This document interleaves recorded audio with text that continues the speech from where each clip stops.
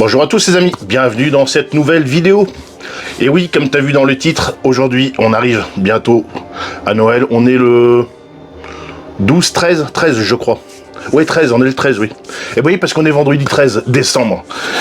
Donc, on va faire du foie gras. Alors c'était prévu que j'en fasse de toute façon.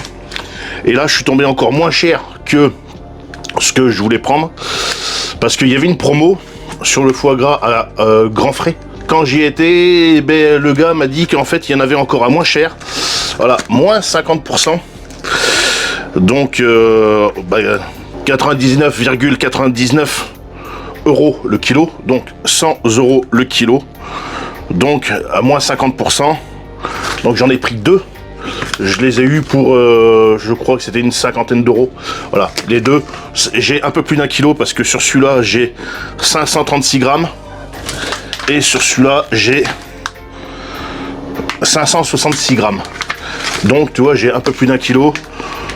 À moins 50% parce que ils n'étaient pas encore à date. Hein. Non, parce qu'ils arrivent à date le 13, aujourd'hui. Donc, tu vois, bon, après, c'est sous vide. Hein. C'est sous vide, donc ça se conserve quand même, hein. D'accord? Il n'y a pas de souci à ce niveau-là. C'est parti. Allez, générique.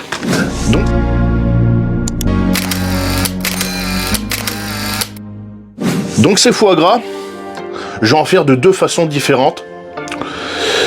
Mais avant ça, de toute façon, c'est pas aujourd'hui qu'on va les mettre en pot. Ça sera soit ce soir ou demain, parce qu'il faut les laisser un petit peu s'imprégner des saveurs qu'on va mettre dedans.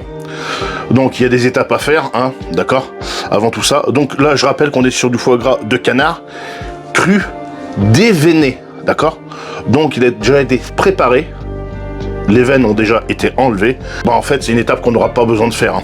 Voilà, bon, parce qu'autrement je vais pas dire que c'est compliqué, mais c'est une étape où il faut prendre le temps, bien l'étaler avec le pouce, suivre la veine, gratter, frotter pour sortir la veine petit à petit avec tous les petits vaisseaux autour. Voilà, c'est des étapes, on va dire, assez méticuleuses. Voilà, là, il n'y a pas besoin de faire ça. On va gagner du temps et on va en faire deux. Alors, de toute façon, il va falloir le saler et le poivrer. D'accord, ça, c'est une étape, ça, c'est obligatoire. DB, 5B et j'ai de la fleur de sel. La fleur de sel, de l'huile de raie. Pourquoi? Parce que on est chauvin et puis on supporte le Stade Rochelet. Voilà. Dis-moi dans les commentaires, toi tu supportes quelle équipe de rugby? On va en faire au piment d'Espelette et on va en faire avec de la poudre de trompette. D'accord? La poudre de trompette. Toi, les trompettes, je sais pas si tu vois, mais j'ai été en chercher énormément. J'en ai ramassé énormément. Donc, tu vois, j'en ai qui sont dans le cognac. J'en ai qui sont, toi, déshydratés. Et que après, je vais venir réhydrater tout ça. Et là, dans ce pot, il y a l'équivalent de 15 kg de trompettes. Voilà, fraîche, que j'ai préparé tout ça. Donc, la poudre de trompette, c'est super intéressant. Donc, on va en faire de différentes façons. Tu vas voir ça. Et puis, allez, c'est parti. Donc, c'est simple. On va venir prendre déjà un foie. Alors, petite balance de précision parce qu'il va falloir peser le sel et le poivre. Donc pour le sel et le poivre, alors on va partir sur environ 1 gramme de poivre par lobe et le sel 10 grammes, d'accord. Là. Là. 1 gramme, ça fait pas beaucoup. On va mettre 2 grammes. Parce qu'en plus, bon, on est sur du 5B, c'est pas très très fort.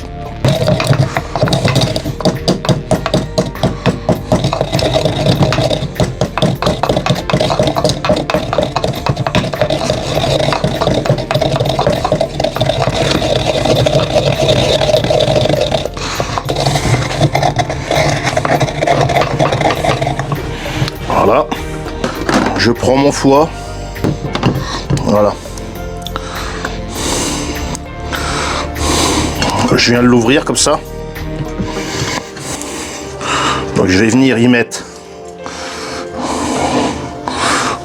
le poivre, là comme ça, 10 grammes de sel,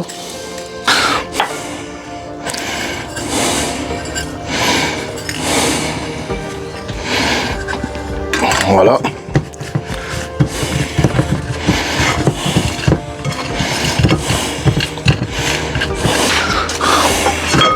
Et là, je vais prendre du cognac. Du cognac qui est avec les trompettes. Voilà. Bon, tu peux en mettre, hein. Toi, j'en mets pas mal. Parce que ce que je veux, c'est que mon foie se nourrisse du cognac. Voilà. Tu vois. Et ça, on va laisser comme ça pendant quelques heures. Voilà. Toi, il va bien absorber tout ça. Ça va être super. Voilà. Et on passe sur le suivant. Et le suivant, on va le faire avec du Porto. Donc, je l'ouvre en deux.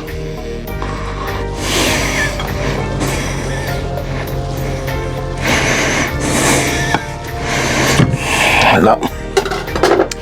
Même chanson. 2 grammes de poivre. 10 grammes de sel.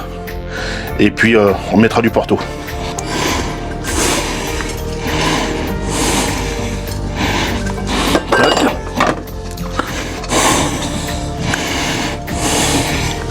Voilà. Bon, pour ce qui est des alcools, tu fais avec les alcools de ton choix. Hein. Tu peux mettre du pinot, du cognac. Tu mets ce que tu veux. Voilà, on en met quand même. Là. Et c'est pareil, on va laisser mariner ça tranquillement. Et après, on verra. On va en faire avec des trompettes, comme ça. On va en faire avec de la poudre de trompette. On va en faire avec du piment d'Espelette. On va faire différentes choses. J'ai prévu de faire quelques pots, donc bon, on verra la quantité réellement qu'on fait. Voilà. Bon, ben, c'est pas fait, le pouce bleu, l'abonnement. Et puis, ben, on se retrouve dans quelques heures quand ça sera bien macéré. Bon, voilà, les amis, on est le lendemain. Ça a passé toute la nuit comme ça, enfin toute la journée d'hier, plus toute la nuit. Voilà, ça a bu un peu de Porto et de cognac. Et vu que dans mes affaires, je savais que j'avais des trompettes qui étaient dans le cognac, ben vous voyez celle-ci, depuis 2019, elles sont dedans. Voilà. Donc on va se servir de celle-ci.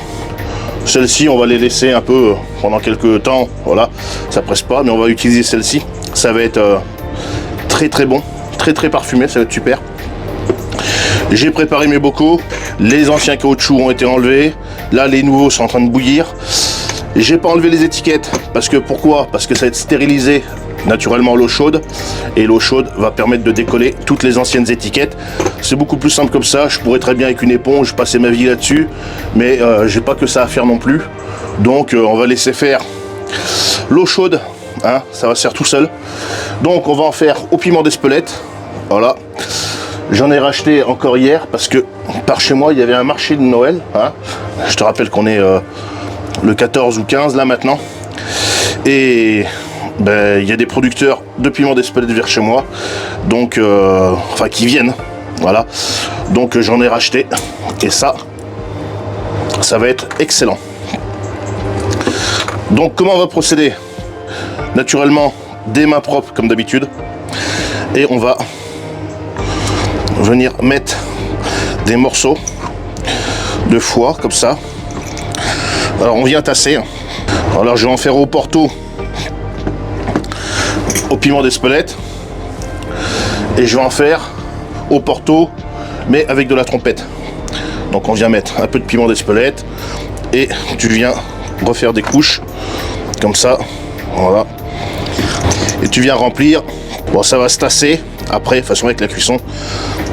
Voilà, on va remettre un petit peu de piment d'Espelette, hein. Eh bien oui.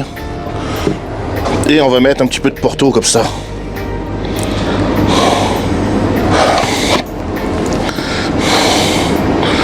C'est en train de couler entre les morceaux de foie. Voilà, c'est bien rempli. Naturellement, avant de les fermer, on va venir nettoyer tout le tour. Ça, on va en prendre un. Et celui-là, on va le faire aux trompettes. Alors pour les trompettes, parce que vu qu'on est... Sans moi ça. Sans moi ça. Ah oui, tu sens pas, c'est parce que tu as oublié de mettre le pouce bleu. Ouais, parce que ça marche comme ça maintenant. YouTube, ils ont mis un truc avec la nouvelle mise à jour de YouTube. Pour avoir l'odeur, faut mettre le pouce bleu. Voilà. Je m'en suis aperçu l'autre jour, moi aussi. Je me suis fait avoir sur une vidéo. Et si tu mets le pouce bleu, tu obtiens l'odeur. Voilà. Je vais remettre un petit peu. Voilà. De Porto. Et je vais en faire un dernier avec de la poudre de trompette. Alors, toi, j'ai ma poudre qui est ici. Voilà. Et ben, je vais venir en mettre un petit peu dedans. Il va me falloir une petite cuillère. Donc, je vais me prendre un petit peu, toi, et tu viens en mettre. Alors, faut pas en mettre de trop non plus, hein, parce que ça reste très concentré. Hein. Voilà. Toi, il y en aura peut-être un peu moins dans celui-là, mais c'est pas grave. Après, s'il y a des trous entre les deux, t'inquiète pas, parce que le foie, il va fondre. Voilà, toi, et tu viens après. Voilà, toi. Là. Ah, celui-là, il va baigner dans le Porto, celui-là. Donc, un petit coup sur les mains. Bon, je vais fermer ceux-là. Donc, pour les fermer, tu viens naturellement nettoyer le tour. Donc, moi, j'utilise des toiles que j'ai avec le partenariat de la chaîne. Voilà, et après, tu viens mettre tes caoutchoucs. Là, voilà. Surtout, tu fais comme moi, t'en mets partout à côté. Comme ça, voilà. Donc, j'aurais très bien pu le faire avant, mais bon, c'est pas grave. Voilà. Donc, un petit conseil, tu viens mettre la petite oreille là, sur le côté. Si tu ne l'as pas fait à l'avance, tu peux, tu vois, parce que ça peut arriver que tu le fasses, voilà, et c'est comme ça. Ben, tu vois, tu peux le tourner, voilà. Donc, c'est pas méchant. Et ensuite, tu viens fermer, et là, voilà. C'est prêt à passer au stérilisateur.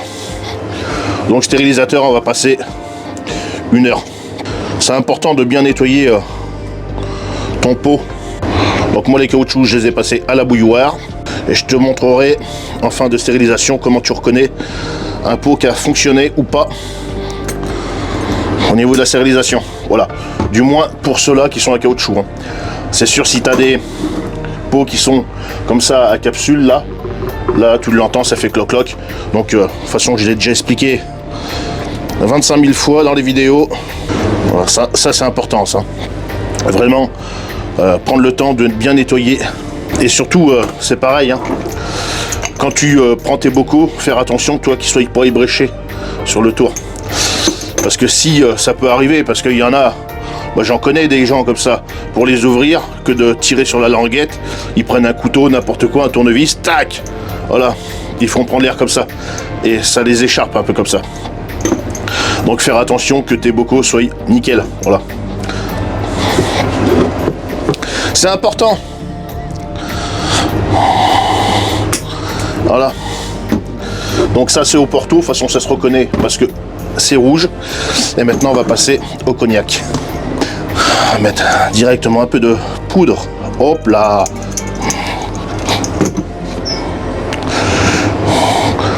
Sois pas si généreux comme ça, Passion Campagne. Je vais mettre un peu moins. Voilà. On met du cognac. Voilà. On va remettre une petite cuillère. Voilà. Allez. On va mettre ça sur le côté. On va en prendre un autre.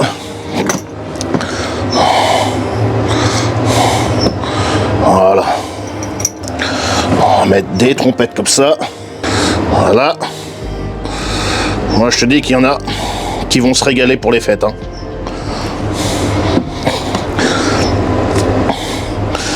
En attendant, si c'est pas fait, je t'invite à laisser le pouce bleu et à t'abonner. Hein. On est dans la vraie cuisine authentique du Sud-Ouest. T'en mets, mais t'as pas besoin non plus d'en mettre des tonnes. Et naturellement, on se fera une petite dégustation en vidéo. Hein. Et oui, comme on a l'habitude de le faire. Hein. Voilà. Je vais mettre un peu de cognac. Voilà. Alors tu peux également le faire avec des terrines. Des terrines en terre. J'en ai. Mais après, il faut le conserver au congélateur et tout ça. Et moi, j'avais pas spécialement envie. Donc, des pots comme ça, j'en ai plein. Voilà. On va en mettre un peu moins, c'est pas grave. Et on va s'en faire un petit juste là. Voilà. Avec ça. Bon, je vais pas mettre tout le cognac parce que, mine de rien, du cognac, il y en a. Celui-là, c'est celui-là qu'on va se déguster en vidéo. Donc, c'est un petit. Voilà. On y met un peu de trompette comme ça. Je me lave les mains et je reviens. Bon, voilà, les amis. Donc là, ceux-là, ils sont un peu moins pleins, mais c'est pas grave. Voilà. Et là, t'en as quand même pour des ronds, parce que dans le commerce, ils sont pas autant aromatisés que ça. Même voire pas du tout.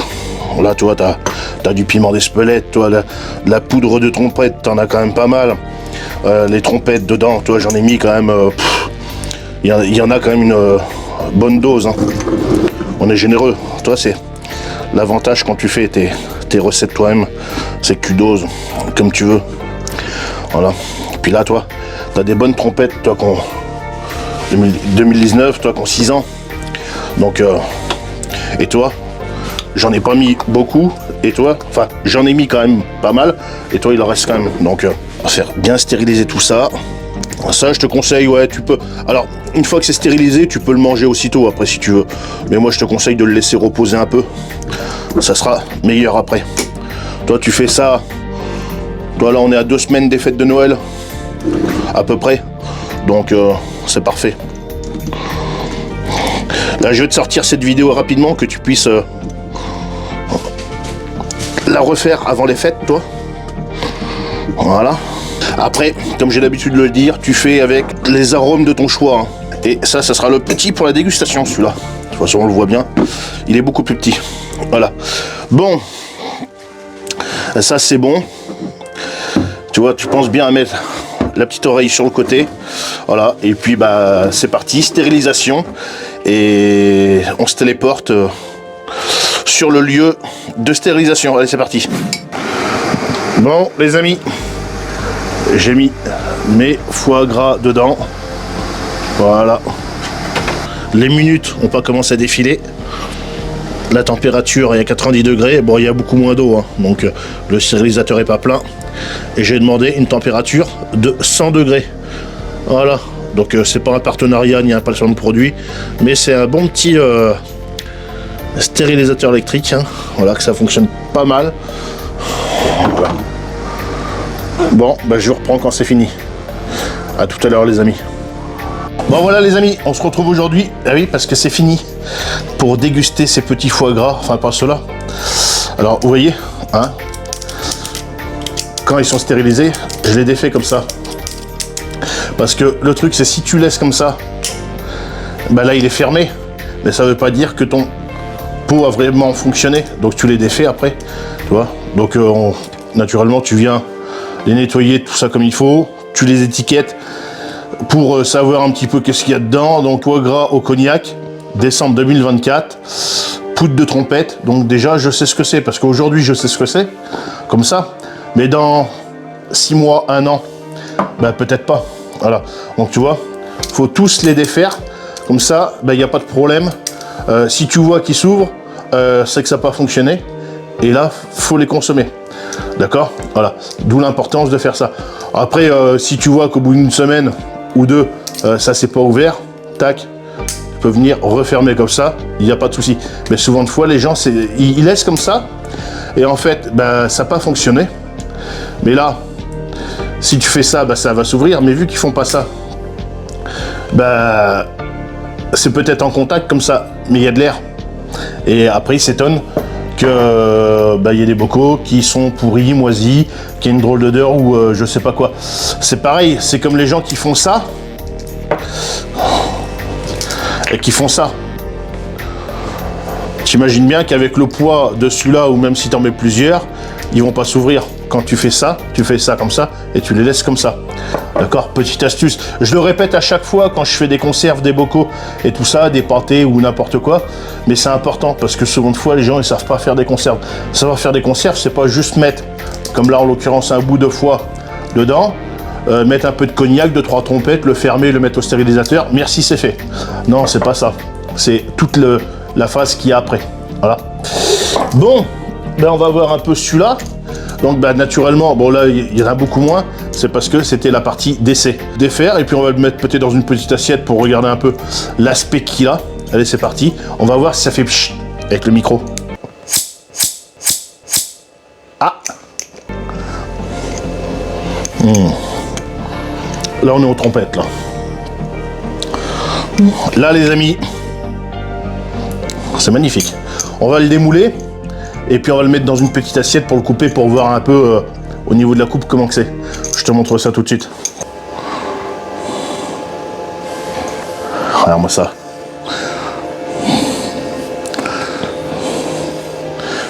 Bon, maintenant il faut voir au niveau du goût.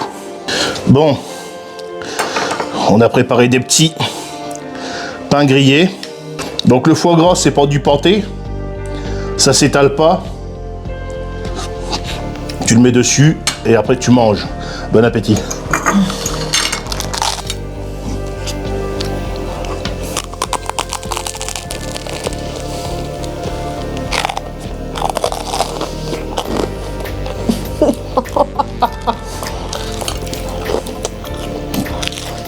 Bah oui, bon.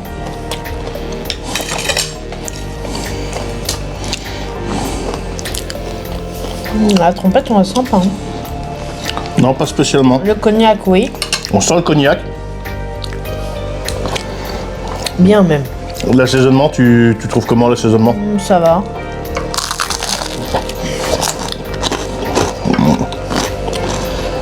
Avec un peu de piment d'Espelette, les amis. Ah oui, parce qu'on est du sud-ouest. Hein. Bon appétit. Non, non, ça va, c'est bon.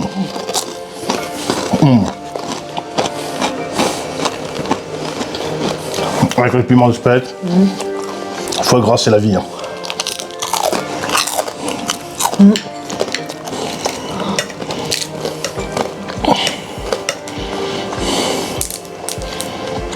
Voilà, c'est beaucoup du gras. Il en reste encore un peu.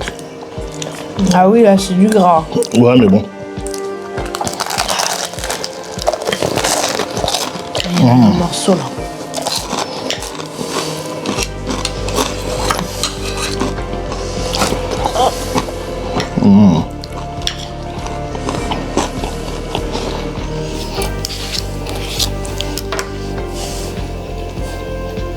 Bon, le cognac, on le sent. On sent bien le cognac.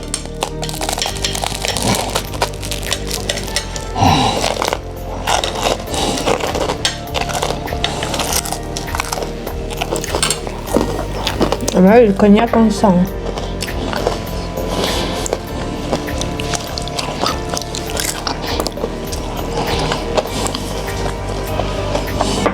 Avec le pain grillé. Ah oui, c'est une tuerie avec le pain grillé. Hein.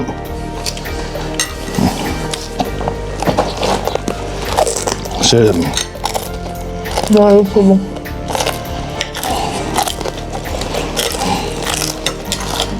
Donc après, on va manger que le gras. Attends, il y en a encore une bouchée là. Encore. Encore. Encore. Encore. Attends, on en a. Hein. Hein? On en a. Hein. Oui, oui, mais non. On va le garder pour les fêtes. Pour les fêtes, c'est dans une semaine. Donc vous voyez les amis, dans cette vidéo, je vous ai montré comment réaliser votre foie gras pour les fêtes. Je vais voir, peut-être vite fait, je vais la monter et puis je vais essayer de vous l'envoyer rapidement avant les fêtes. Là aujourd'hui, on est le 17 décembre. Donc dans une semaine de ça, 2 semaines, c'est Noël. Donc je pense que je vais essayer de faire un effort Et puis, je vous envoie ça à la fois sur la chaîne principale Passion Campagne, mais également sur la chaîne secondaire Assiette Gourmande. D'accord, si vous n'êtes pas abonné, n'hésitez pas à aller voir et tout ça. Il y a du bon contenu. Voilà, on parle principalement sur la chaîne secondaire de cuisine. Voilà, enfin principalement, uniquement même de ça. Donc c'est pas fait, le pouce bleu, l'abonnement.